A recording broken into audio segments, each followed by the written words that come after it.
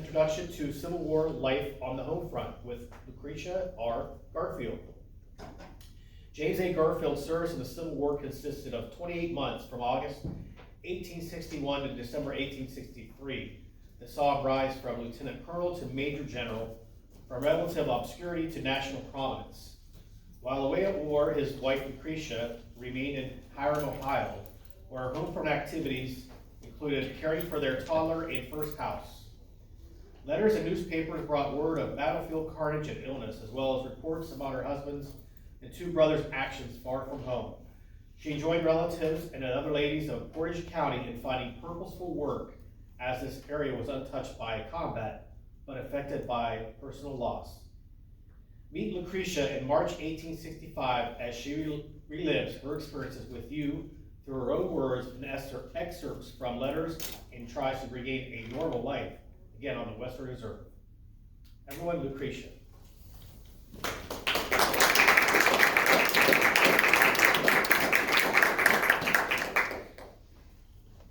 Good evening, and thank you all very much. I was so pleased to receive an invitation from Mr. Gill to join you on this March evening in 1865. For this area holds many fond memories for my husband and his family.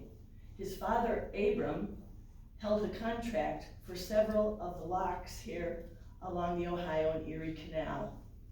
And my husband was fortunate as a young man to come to this area, walk in his father's footsteps, go to the canal office where they showed him receipts that his father had signed, and also to board a canal boat where the captain actually let my husband steer briefly as they went through the locks.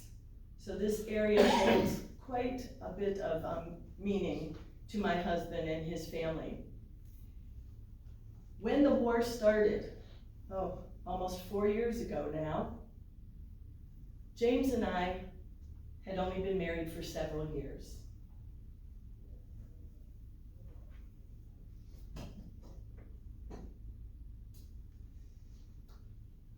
We were married.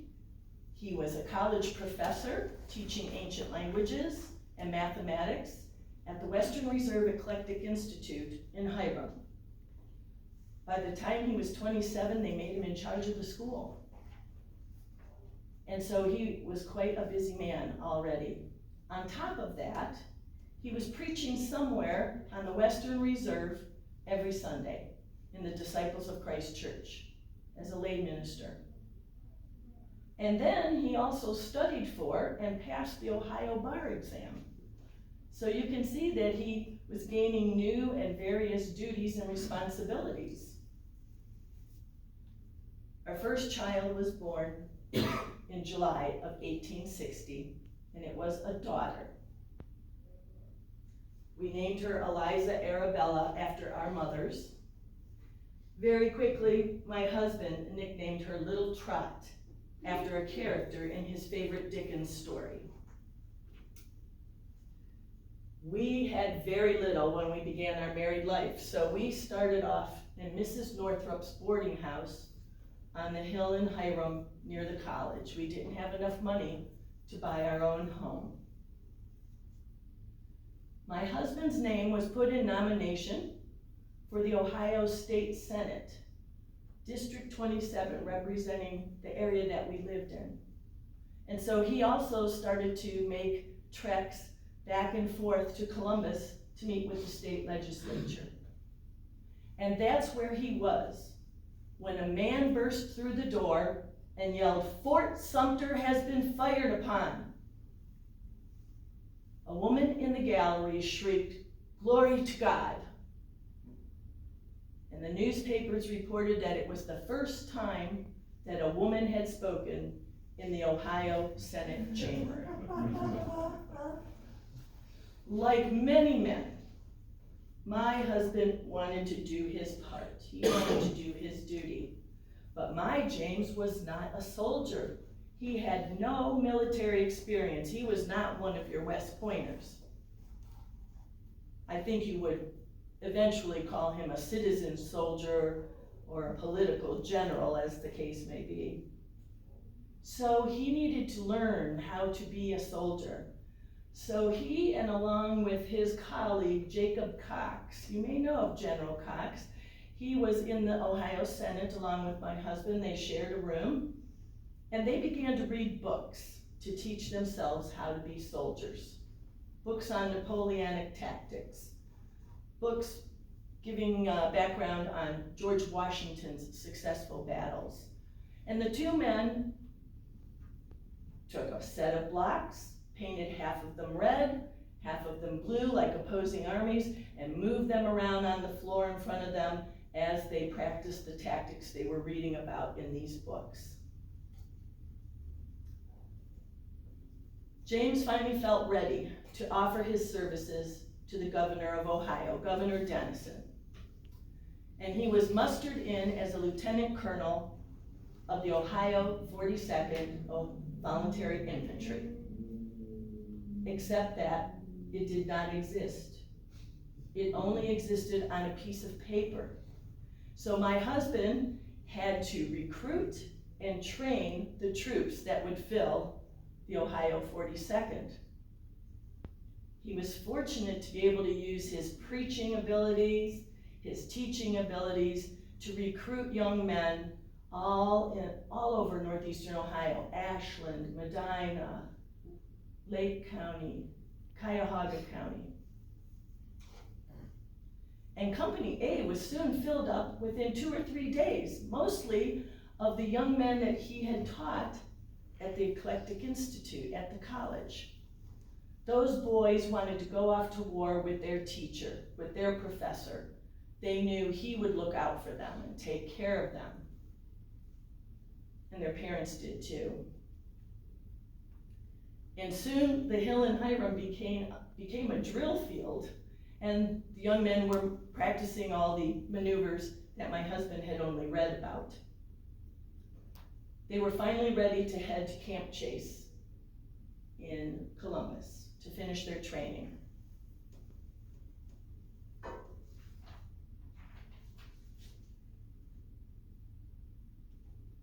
Once the decision was made by my husband to go into the Army, he threw himself into the work.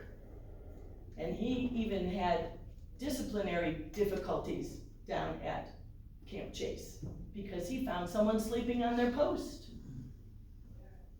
He took them and put them in the brig and made them only have bread and water for several days to teach everyone a lesson about their training. Now, when he went to Camp Chase, James and I began a correspondence by letters that we continue to this day. Because of finances, we thought it was better if I leave Mrs. Northrup's boarding house and go back home to my parents' house, not too far away in Hiram. So little Trot and I picked up our belongings and moved back home, losing some of our independence in the process. You ladies know what I mean. I married late. Mr. Garfield and I were almost 27 when we married. And so to be out on your own, even in a boarding house, gave you some freedoms that were reversed when you moved back in with your parents. Now my job was to get my husband ready as a soldier. I needed to prepare his trunk and get things to him in Columbus that he would need in the Army.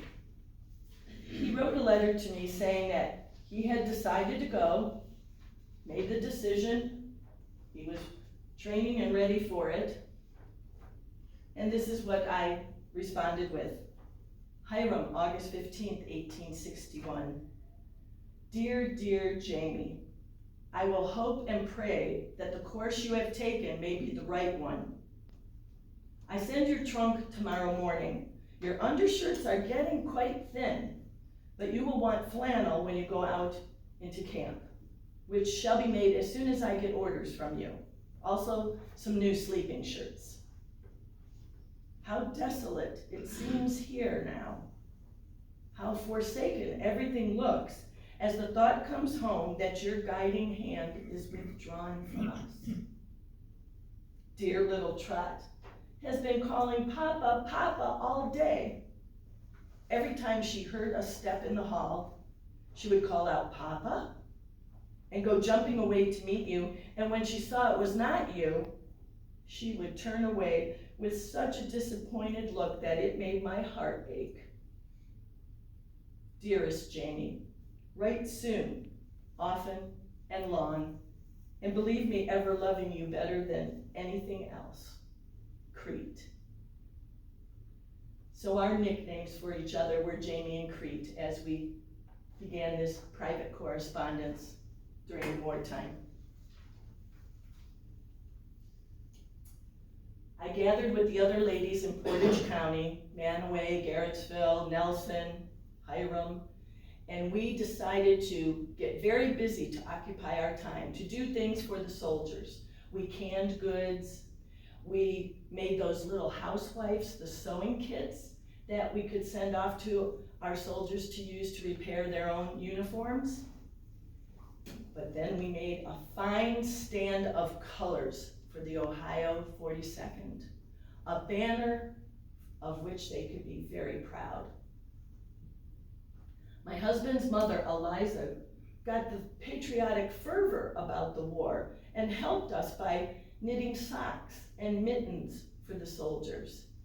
And I think that her involvement is what sustained her throughout any of the news that we would receive in the future, and maybe made her worry just a bit less about her youngest son, James Garfield. We also made bandages and did as much as we could together as a group. The ladies all became very close-knit. I have a younger sister, Nellie. I have a sister-in-law, Maddie. You know, we ladies all spend a lot of time together now that our menfolk were off fighting a war or beginning to fight a war. You know, we lost relatives and brothers and sons, not only husbands at that time. We were fortunate that Hiram is a rather remote village, so we didn't encounter many shortages like some other areas in Virginia, in Pennsylvania, Tennessee, Kentucky.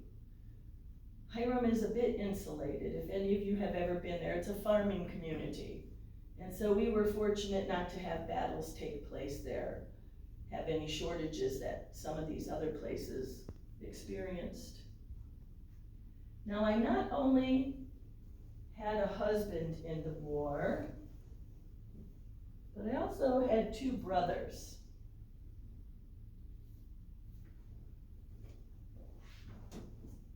This is me with my three siblings. My brother John, about 3 years younger than I, and my brother Joseph, he's about 10 years younger, and my sister Nellie, 12 years younger. So the two brothers decide that they want to do their duty as well. John, 26 years old, very wise man. He had a wife and two children and another on the way. So he answered an ad in the newspaper looking for people to be part of the Ohio Quartermaster's Corps. He had skill with horses. John's experience would be perfect for this job. And in delivering supplies for the Union Army, he would be kept back from the front and from the normal duty that some of the other soldiers would face. My younger brother, Joe, is quite the opposite. He's the adventurous one in the family. And he signed up very quickly because he was afraid that things would end too soon and he wouldn't get a part in it. He became very well known for his desertion. He's quite a character, my Joe.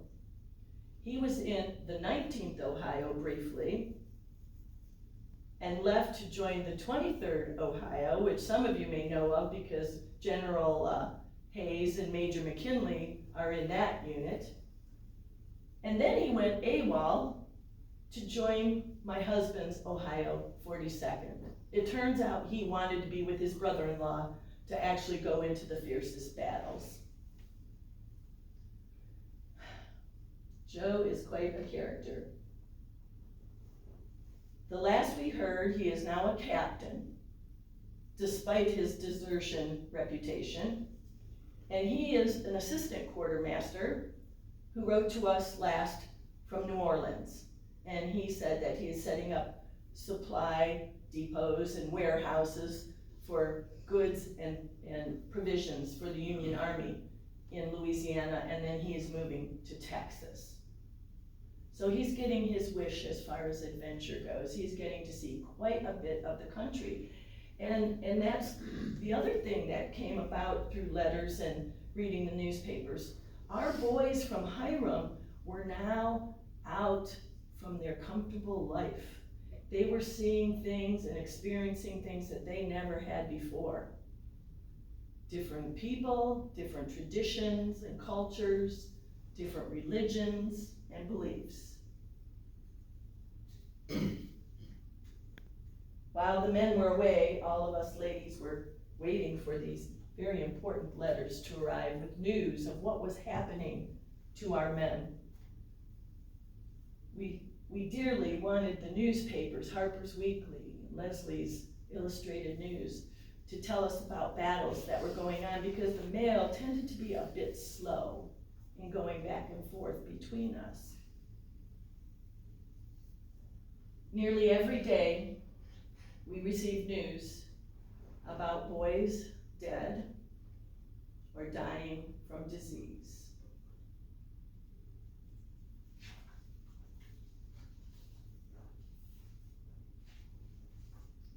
Piketon, Kentucky, March 10th, 1862.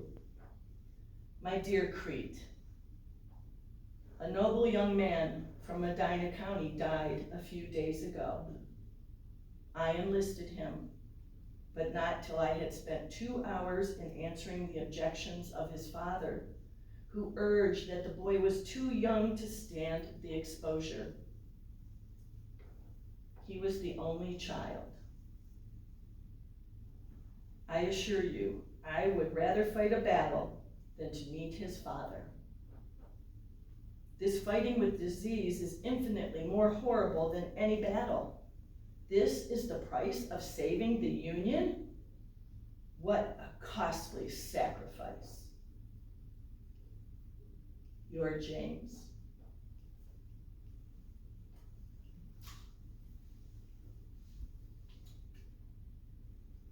My husband kept us up to date on what was happening in his movements and where he was camped, often sending drawings and little maps that he sketched with the layout of the logistics of how he was going to approach the next day's battle.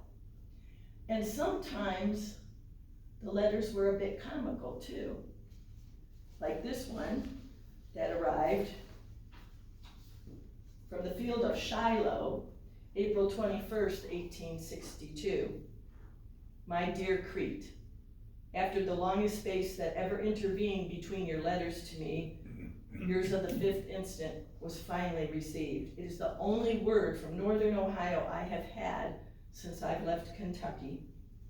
I assure you, my dear Crete, I have never been so much in need of letters from home as since my arrival here. I am still in a rather unpleasant condition in regard to my personal arrangements. I left Louisville, Kentucky with nothing but my trunk, overcoat, and belt pistol. The trunk I was obliged to leave at Columbia to be brought forward on a government wagon, but I have heard nothing of it since, and I fear I never shall. It contained all my clothing, letters, commissions, etc., so that I have not even a change. When the Soldiers' Aid Society came down with the steamer for the wounded, they gave me a pair of drawers and an undershirt. But for that, I should have been wearing the same underclothes more than 3 weeks.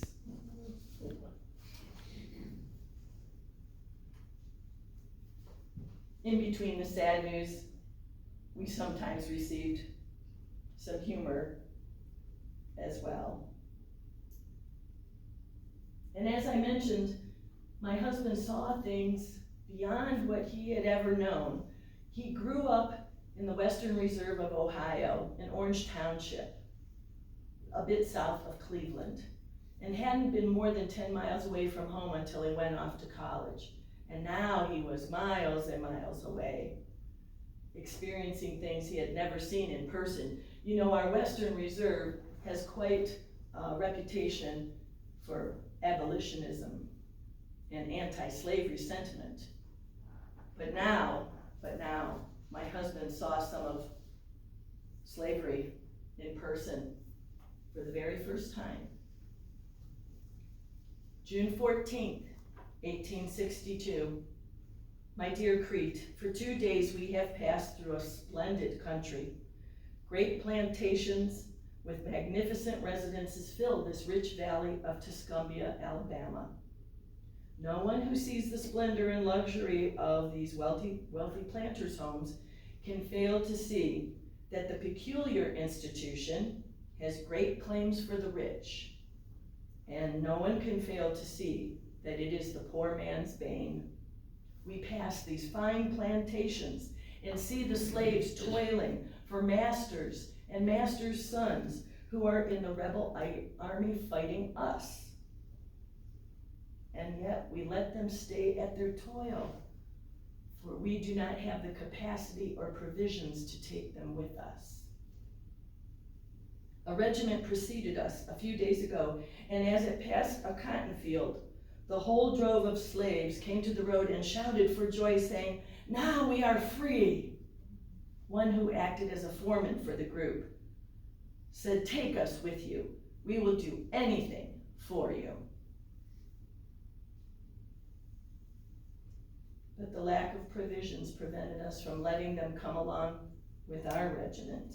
And the poor slaves went back to suffer not only their terrible, bitter disappointment, but all that is in store for them in consequence of this expression of their wishes.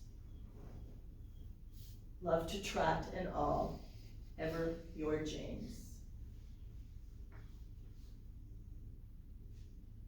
He did not write much about the horrors of war that he was seeing and experiencing. In fact, he said in one letter that even if he could give me the details, he would not. That perhaps when he arrived back home, he could explain some things to me and his family. But at that point, things that he had seen had changed him. The Battle of Shiloh, he arrived late in the day on the steamship at Pittsburgh Landing. So his regiment had the mop-up duty after the day's battle. They had to help the wounded move to makeshift hospitals. They had to bury the dead. They had to sleep on the ground just above these shallow graves. He said it truly changed him.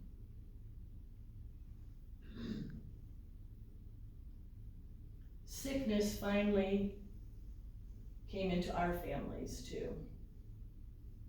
My brother John had led a group of 12 wagons to the Cumberland Gap on the border of Kentucky, Virginia, and Tennessee to assist General George Morgan and his troops. And while he was leading the wagons there, he became seriously ill with typhoid fever. And I'm sure most of you know there's no treatment for that. And so they took him to an army hospital in Kentucky, where word was sent to us here in Ohio to come and assist John at the hospital. So my mother, Arabella, and I proceeded to head west, had to stop in Cleveland to change trains, where I received a telegram saying that my husband was very ill with camp fever and that I needed to collect him at the Waddell House, a hotel on the square in Cleveland. So my poor mother had to carry on alone to then head south to Kentucky to see what she could do for John, her son, her oldest son. When she arrived, she learned that John had died on August 12th of 1862. So she had the terrible job of bringing him back to Ohio alone to bury him in the cemetery in Hiram.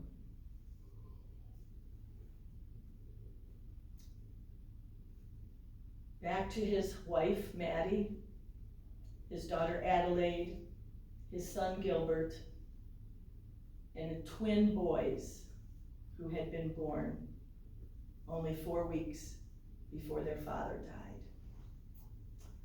As the oldest sibling, I feel it's my responsibility to help care for his widow and his orphans.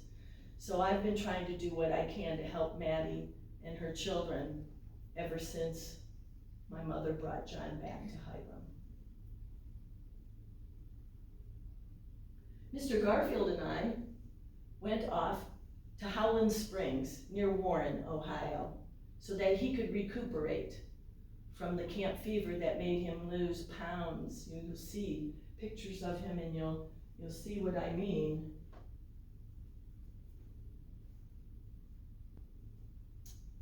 Little Trot and I took him to a cabin where he could get fresh air, he could sleep late, where I could nurse him back to health. And it was his chance to get to know his little toddler better. She enjoyed sitting on her papa's lap and looking at the buttons on his Union Army uniform and telling him that there were chickens on his buttons. That's what she called the eagles that were there on those brass buttons. And my husband lamented the fact that if anything should befall him, little Trot would not remember him. She was too young. He knew this through personal experience because his father, Abram, who built the canal locks down here, died young when James was only 18 months old. So the only thing he knew of his father were the stories that his older sisters and his older brother told him, and the descriptions that his mother shared with him about how his father was a very robust man who could do the work of 2 men, how he had bright blue eyes, how James looked just like him, and how James got his brawn from his father, but his intelligence from his mother. His sick leave lasted about 6 weeks. During that time, I made his favorite squirrel stew and tried to fatten him up again. And while he was on sick leave, his name was put in nomination as a U.S. representative from the 19th district in Ohio. His friends and neighbors wanted him to be a U.S. congressman.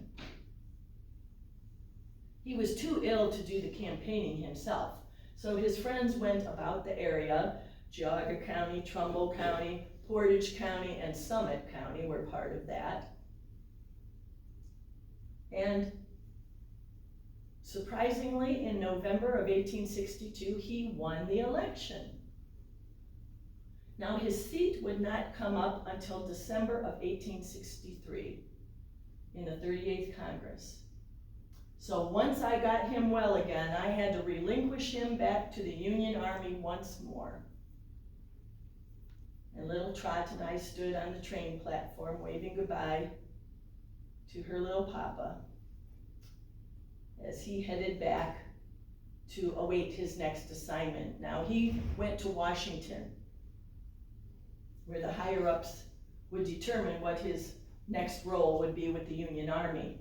He wrote that he was embarrassed to be seen walking the streets of the U.S. Capitol in his Union Army uniform while his fellow soldiers were fighting battles. It took Stanton and some of the others some time to figure out what to do, where he should go. They thought about sending him to Florida. Finally, they thought the best place for General Garfield would be with William Rosecrans and the Army of the Cumberland. So he headed to Murfreesboro, Tennessee. When he arrived, Old Rosie, as my husband was permitted to call him, did a thorough examination of my husband. He wanted to know if he had the qualities that would be good as the chief of staff. He kept my husband awake late at night, parading across his tent floor, asking questions about religion and politics and my husband's beliefs on certain things, just testing his brain to see if Old Rosie could get along with James Garfield. Old Rosie was a Catholic, my husband, disciples of Christ. Pretty divergent in thoughts. But Old Rosie did decide that yes, James Garfield would become his chief of staff of the Army of the Cumberland. And he would be at Rosie's side, writing out the general's orders, getting them to the appropriate people. He and General Rosecrans moved the Union Army south, towards the Battle of Chattanooga and Chickamauga on the border of Tennessee and Georgia. They were chasing Bragg down to that area. And according to my husband's letters, he and several of Old Rosie's generals didn't think they were moving quite fast enough. Bragg was really getting ahead of them and getting the fine position. When the Battle of Chickamauga took place September 18th through the 20th of 1863, my husband was at a desk in General Rosecrans's tent, writing out the orders, giving them to orderlies, making sure they got out to the appropriate officers. The battle was not going well for the Union Army, if you know about that battle. Especially once Old Pete, Longstreet, cut through the Union lines and sent our soldiers in retreat, scattering them, running back towards Chattanooga. General Rosecrans wanted to go with the troops to get them reorganized and get them prepared for what would come next. But my husband said he heard shooting, he heard firing still coming from Snodgrass Hill. That General Thomas was still out there fighting while the rest of the Union Army was in fast retreat. He asked General Rosecrans if he could have his permission to ride to Thomas and tell him the situation with the Union Army. And Old Rosie said, yes, you have my permission. He packed up his things and started to head to Chattanooga. My husband believed that General Rosecrans had a type of shell shock, that he had seen so much. The chief of staff before General Garfield had had his head blown off while he was on horseback next to General Rosecrans. So my husband hopped on his horse Billy, took an orderly with him, and drove his horse across the battlefront, firing going on all around him. His orderly was killed. His horse took a bullet, but didn't die, fortunately. And somehow he managed to get to General Thomas. And as he approached him at Snodgrass Hill, he wrote, there was Thomas standing like a rock, holding off the Confederate troops. And he told General Thomas, Rosecrans said you should hold this position, hold this line as long as you can. Give the Union Army a chance to retreat and reorganize. Stay at all costs. And that's what he did. The Rock of Chickamauga probably received that sobriquet from my husband, who was now sent to file the battlefield report with Secretary of War Stanton. And he talked about the retreat and Rosecrans's condition and worried about what was going to happen to those troops under his command. He also looked at the calendar and realized it's late September, early October of 1863. My seat in Congress is going to be coming up soon. What should I do? It would not look very good if he left the army. He was sure that his soldiers would be disappointed in him. He wouldn't look courageous. So while he delivered the battlefield report to Stanton, he asked for an appointment with President Lincoln. And Lincoln gave him some good advice. Lincoln said, I have plenty of generals. I can have another general take your place in the army, but I need you, as a fellow Republican, to take your seat in Congress, to help end this war, to help us scale down the non-wartime army, to help us figure out ways to pay for the debt that we've incurred.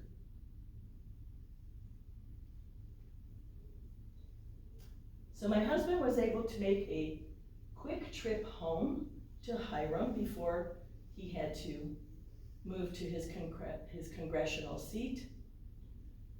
I had given birth to our first son, little Chickamauga, just about 3 weeks after that battle, a son.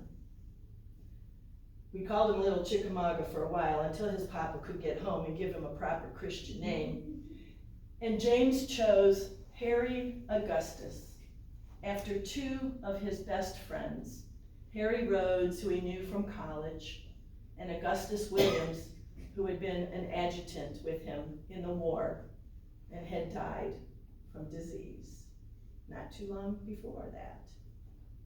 So our Harry Augustus was our second child. My husband was home to meet his new son. And as it turned out, to also be with our little Trot in her final illness. She became very, very sick with diphtheria and died on December 1st, 1863, at only 3.5 years old. Our Trot was gone.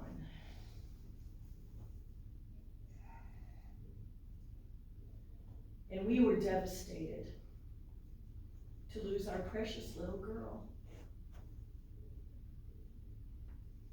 General Garfield took it very badly. He was so distraught. It was up to me to give him the support that he needed, to give him some solace so that he could go on from that point. I had a newborn baby to tend to. I had to continue to go on. I had to push myself to keep going every day. So after little Trot's funeral, James headed by train to Washington, D.C. in his Union Army uniform. He arrived at the Capitol, resigned his commission in the Army, as President Lincoln had asked him to do, and was sworn into the 38th Congress. He was placed on the Committee on Military Affairs, just as Lincoln had wished. And that's where he is today, finishing the war on that committee, hoping to find ways to end this War of the Rebellion sooner than later. So I think that my experiences during this wartime have not been too unusual for most ladies who faced husbands, brothers, sons that went off to defend their country. It brought the women in our community closer together to support each other over our grief and in working for the soldiers that we sent off. Many of us missed our husbands' birthdays, our wedding anniversaries. Mr. Garfield and I had our 4th wedding anniversary in November of 1862. He wrote a lovely letter on that occasion and sent a gift to me, a daguerreotype of the photograph that he had taken at Matthew Brady's studio.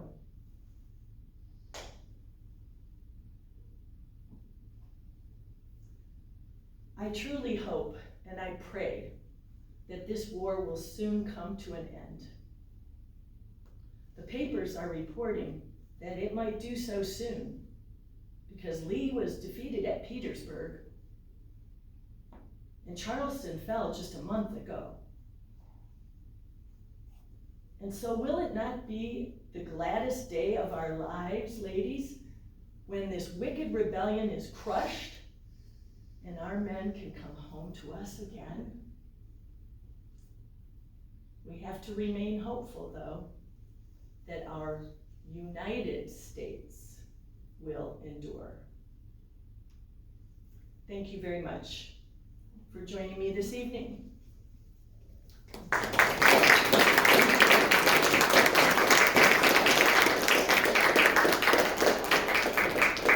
I'm happy to take questions about anything you heard tonight or anything that you know about James Garfield or don't know about James and our family. Yes, sir. Can you tell us a little bit about the assassination and the attempts to save his life that were unsuccessful? Well, Lucretia cannot tell you about that in March of 1865, but Debbie Weinkammer can tell you about that. I am the lead volunteer at the Garfield site in Mentor, Ohio. I brought some brochures along because Jim thought you might be interested in possibly visiting us one day. And the assassination comes up there pretty frequently, even though that is the last house that James Garfield lived in before he moved to the White House. We have the happy part of the story up in Mentor. James Garfield was not one of the original candidates for president that year for the Republican Party. U.S. Grant, our famous Civil War general, wanted a third term, I'm sorry, yes, my gentleman in the back's correcting me, 3rd term. I'm thinking second because it's non-consecutive. James Blaine, the senator from Maine, was hoping to be president. He runs several times in that part of history. And John Sherman of Lancaster, Ohio, Secretary of the Treasury, brother of the famous Civil War General William Tecumseh Sherman, was the 3rd candidate that was represented at the Republican Convention in Chicago in June of 1880. James Garfield went as a delegate to nominate John Sherman. Because if you were the presidential candidate, you were not at the conventions back in those days. And that's where the work was done to nominate the candidate. There were no primaries. There was nothing leading up to that would predict who the winner would be. And so the nominations were put in, the balloting started. After 32 ballots, none of those 3 men, Grant, Blaine, Sherman, had the majority of votes. James Garfield had stood up and given his nominating speech for Sherman, and as he ended it, he said to the people assembled there, "What do you want as your next candidate?" He said, "We want James Garfield," is what was shouted through the crowd. So on the 36th ballot, he became the presidential candidate for the Republican Party. Now the party was very fractured at that time. It was split into the stalwarts that wanted former President Grant to return and keeping the patronage system that gave you a job even if you weren't qualified. The other half were called the half-breeds. Yes, a derogatory term for Blaine and for Garfield and people like that who were trying to do some civil service reform and get rid of this patronage system.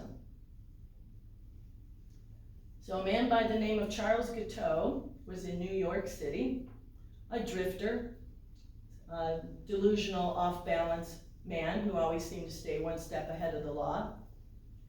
he wrote a speech for Grant.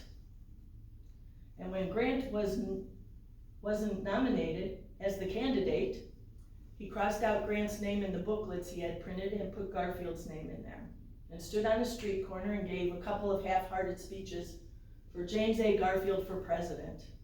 And when Garfield won in November of 1880 by only about 10,000 votes, very close election, Guiteau felt he had helped him win the presidency. So he started to show up in Washington, D.C. at the White House. He wanted a job in the diplomatic corps, of which he was not the least bit qualified. He looked shabbily dressed. He would leave his boarding house before paying his rent. He beat his wife. Not an upstanding character by any means. And he kept showing up at the White House, and finally, the Secretary of State, who ended up being James Blaine in James Garfield's cabinet, told him, "Don't ever come back here again. You are not the least bit qualified. You are not going to get the job." So Guiteau supposedly went back to his boarding house, and God spoke to him and told him that he was chosen as the instrument of the removal of the president, and that if he removed James Garfield, a half-breed, Chester Arthur, his vice president, who was a stalwart, would be elevated to the presidency, possibly give him the job that he wanted. So Guiteau went out, borrowed some money, bought a pistol, paid a little bit extra so it could have a fancy grip and look good in a museum one day. He went to visit the jail that he probably would be taken to if he shot the president, to see what the accommodations were like. He went out target practice shooting along the Potomac. He had never owned a pistol before. People saw him out there taking shots at tree branches. And he followed the president's schedule, so that on July 2nd, 1881, he followed him to a train station and shot James Garfield twice, hoping to remove him so Chester Arthur could be president. He shouted, "I am a stalwart of the stalwarts, and Arthur will now be president." Does it make sense? Not really. If you read any history about any of our assassins, female or male, they are usually a lone person that wants to achieve some notoriety to be famous. And Guiteau was no different. He thought that women would give him marriage proposals while he was waiting in jail, and people would send flowers to him, and photographers would come and take his photograph, and that Chester Arthur would pardon him. His sister even showed up at Lucretia, Garfield's door, and asked if she would ask President Arthur to pardon Guiteau, and she wouldn't even see the woman. So there was a trial.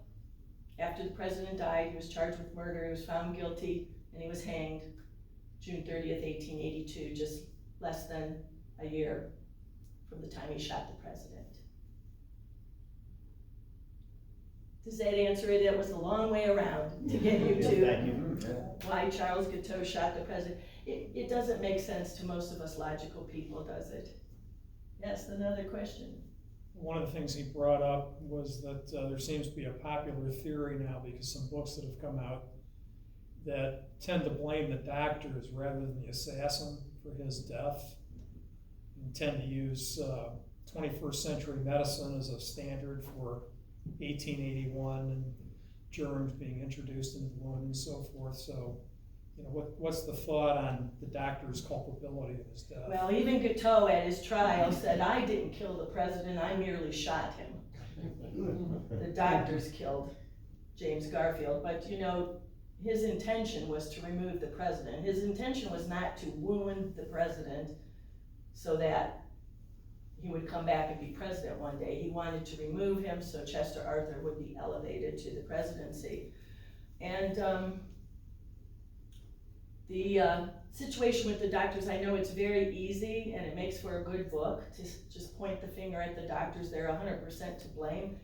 But James Garfield wouldn't have been in that situation if he hadn't been shot in the first place, right? If you read through the autopsy and other medical reports, one of the doctors that attended to him kept a daily log of all the things that the doctors did while they were helping the president. And a piece of the president's shirt traveled in with the bullet when he was shot. So he could have started to get an infection right away. He fell to the floor of the train station in Washington, which had mud and manure from dirty boots and such. He was picked up and placed on a mattress that they found at the railway station to try to make him more comfortable. So there's 3 opportunities for infection before the first doctor even arrives to do anything. Robert Todd Lincoln, who was the Secretary of War, is the one who sent for Dr. Bliss. Notorious Dr. Bliss, who's all to blame for Garfield's death. He's the one who had him brought there because he had been at Lincoln's assassination, and he was well known in working on Civil War soldiers who had bullet wounds. Was Bliss arrogant and old-fashioned? Yes. He didn't want to let any younger doctors help with the president's care. There's a big thing about Lister, as in Listerine. Lister had already developed some sanitizing methods over in Europe and was convincing doctors there to wash hands before they examined patients. But here in America, we were behind on that. And so doctors did probe his wound with unsterile fingers. But they also washed their hands with carbolic acid when they changed the president's dressing twice a day. They turned him in bed. He was in bed for almost 3 months and never got bed sores. And you know, would it really help a doctor's reputation to allow their patient to die without doing anything to help them? You know, we were years away from antibiotics and x-rays, and even if they had found where the bullet was, which was on the opposite side, by the way, from where the doctors were looking, even if they had found it, there was no thoracic surgeon at that time in history that would remove that. Today, would James Garfield live? We could speculate, yes, but we can't know 100% because that's the way the medical field is, right? You can go in very healthy as a woman to have a baby and bad things can happen. And you know, we often look at this with, as you said, 21st century medical knowledge, think, you know, they should have done more for James Garfield. Today, he would probably be taken to the emergency room and he would be given fluids and antibiotics, probably have an x-ray. They would see that the bullet hit his spine and his rib and went off to the left and was encased in a cyst near his pancreas. So they would leave well enough alone, probably not try to remove it, keep him several days for observation and maybe then send him home. But that was not the case in 1881. James Garfield went from about 215 pounds to almost 130 pounds in the time that he was being treated. How many days? We got into a very serious subject here, folks, yes. How many days did he live? He lived from July 2nd to September 19th, so 80 days. Yes, sir. So does the pistol look good in the museum? It did at one point. Apparently it was given to the Smithsonian Okay. in Washington, the History Museum, and then it went missing in the 1920s. They're thinking that probably some worker or volunteer or someone absconded with it. So, you know, we're always keeping an eye out on eBay and things like that, right, for a 44 caliber British Bulldog revolver. The Cleveland Police Museum has one. It's not the one, but they have one in their collection. So if you ever want to see what it looks like, yes, there's one there in Cleveland. Yes, sir. Strange question, but in what year did you die? Oh, well, Lucretia lives almost 37 more years after President Garfield dies. So she lives till 1918, very close to her 86th birthday. She died from pneumonia. out in South Pasadena, California, as it turns out. Because starting at the turn of the 20th century, she became a snowbird. And she would leave her Mentor farm when the weather started to get crummy here in Northeast Ohio, and would head west where she'd have palm trees and sunshine and orange groves. And I think it probably helped her live even longer because of that. So she died at almost 86 years old in 1918. And think about what she saw in her lifetime. She was born 1832. So she, started out life walking and in a carriage and in a wagon, the canal, then the train. She saw automobiles, several wars. She helped with the American Red Cross during World War I. She had 8 grandchildren in World War I in the service. Luckily, they all came home. Now, Yes. you said she had 8 grandchildren in there. In World War I. So that would have been, she just had the one child left, right? The son? You only saw Lucretia up till 1865 here. She had Oh. 7 children. Oh, okay. She and James Garfield had 7 children. The first one died young from diphtheria. The 7th one died young from whooping cough. So 5 in between, 4 boys and 1 girl survived to adulthood. Those 5 children all got married, and they had 16 children. Lucretia was a grandmother to 16. 8 of those grandchildren were in World War I. There's some wonderful photographs of them in their army uniforms. Yes? Did the government give any compensation to the widow? At the time that James Garfield died, they did not have a widow's pension yet for former presidents' wives. And you all may be familiar with Mary Todd Lincoln trying to sell dresses and trying to get the government to give her funds. Her husband gave his life for his country, did he not? So by 1883, Congress appropriates $5,000 a year for former presidents' wives. Sarah Polk, Mary Todd Lincoln, Lucretia Garfield, Mrs. Tyler, I think also, became recipients of that first round of widows' pensions. Fortunately for Lucretia, a businessman who was a friend of the family started a subscription fund when the president was shot, sort of like a modern day GoFundMe. He started it off, opened it up to the American public. By the time the president died, September 19th, 1881, it had raised over $360,000. A huge amount of money. About $9–10 million in today's money. And this was put into a special trust fund in a bank in New York, and that's what Lucretia was able to live off of those remaining 37 years. She had to raise her children. Her 5 children were only 9 to 19 years old when their papa died. She continued living at her Mentor farm that the reporters had nicknamed Lawn Field, and she improved things there. And then she started traveling west for the winters and built a house out there that still exists. So that money came in handy, $5,000 a year pension from the government plus that other money.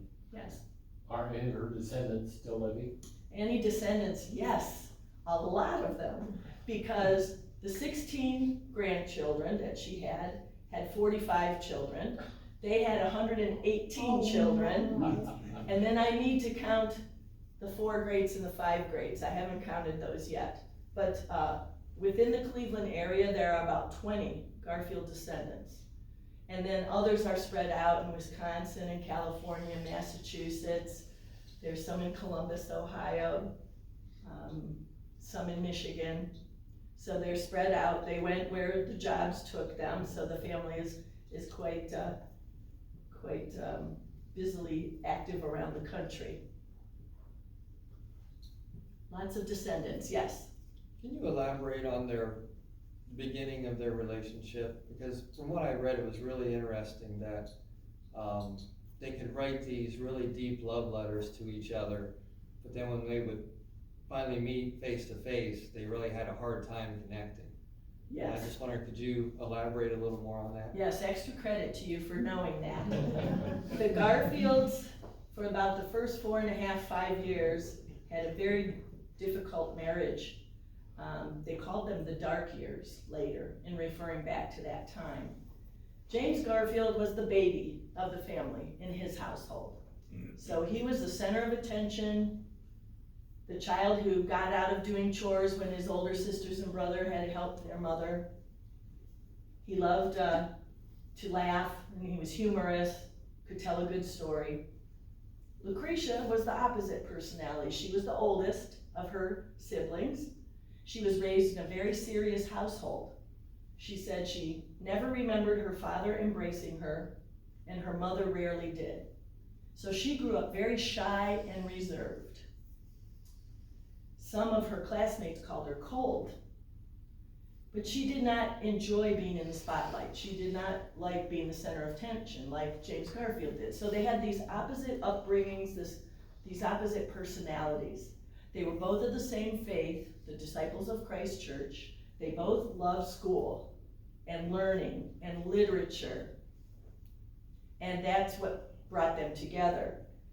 So the first few years were pretty rocky. James Garfield stayed away from home. I mentioned a lot of the responsibilities that he had. So he had reasons to stay away from home, but he also purposely was not home very much. Lucretia eventually shows him her diary where she's tallied it up, and in the first 4.5 years they've lived together about 20 weeks. So that's not going to help a marriage either. So the war took them apart, but I think it also made him miss family, understand what that was like, to have a family, to be away from home. They also had this little daughter who they got very close to, both of them. Then they had the son. Another son comes along not too long after that. So what Lucretia says eventually is that the things pulling them together were stronger than the differences pulling them apart. As adults, they had saved all their letters, and so Lucretia shared those with her children, with the 5 children, when they were grown up, so they could see the evolution of the parents' relationship. By the time James Garfield died, they were married 22 years. She was an equal partner of his in his politics, in his life, and so it's a shame it was cut short at that point, because you're right, they lost some precious years. When they were in person, they had trouble working it all out. But you're right, they could write these very flowery, loving letters in the meantime. Are their letters published? The letters are published in 2 instances. One is at the back table. James Garfield's military career letters are in the book back there. It's called The Wild Life in the Army. And then there's another book called Crete and James. John Shaw, who was a English professor at Hiram College, which is what the Western Reserve Eclectic Institute becomes, he compiled a group of their letters from each year, every so many years, and it's called Crete and James, the letters of James and Lucretia Garfield. And that's where I get a lot of the information that you heard tonight from the letters that were in those 2 sources. They saved them all. They're all in the Library of Congress, folks. You can look at them yourself at home, because the collection was digitized a few summers ago. So if you go to Garfield Papers at loc.gov, you can have a field day reading things that he wrote back and forth to his wife, to his children, see photographs of him and his family. But he also wrote to many, many other people too. There's thousands of documents in the Library of Congress. Did you enjoy being First Lady? That's a yes and a no. Lucretia really dreaded the idea of being in the spotlight. She was scrubbing the kitchen floor when she got the telegram that James had sent from the Republican convention, and he said, "Dear wife, if the result meets your approval, I shall be content.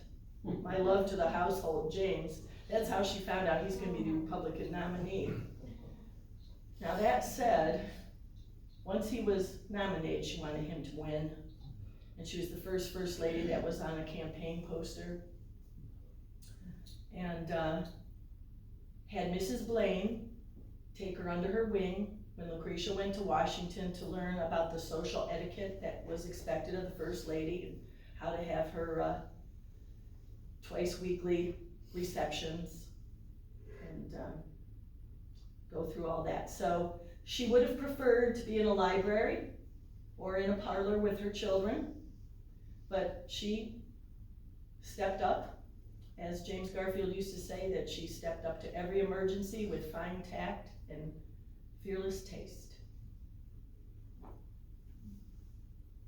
So, I think there are other ladies that enjoyed the White House more. Lucretia did plan on doing a refurbishing of the White House, which gets done by, during Theodore Roosevelt's time, and then again with Jackie Kennedy.